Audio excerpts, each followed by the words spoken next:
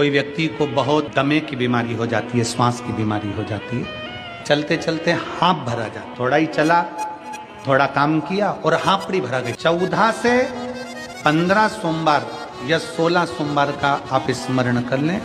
वैसे तो 11 सोमवार तक का वर्णन हम लोग पढ़े हैं, पर 16 सोमवार तक का आप स्मरण करें। किसी भी 16 सोमवार मतलब व्रत नहीं करना, एक बेलपत्री, इसके ऊपर एक दुर्वा मात्र बेलपत्री के साथ रखना है। शंकर भगवान के शिवालय में, शंकर भगवान के शिवलिंग के पास में एक दुर्वा, एक बेलपत्र, जो जहां से जल बह रहा है उस जल बहने वाली जगह पर जो राइट भाग है, पानी जहां से बह रहा है यहाँ का राइट भाग जहां है, वो बेलपत्री और दुर्वा वहां समर्पित कर रखते। 16 सोमवार, प्रत्येक सोमवार को एक बेलपत्री और एक दुर्वा रखना है।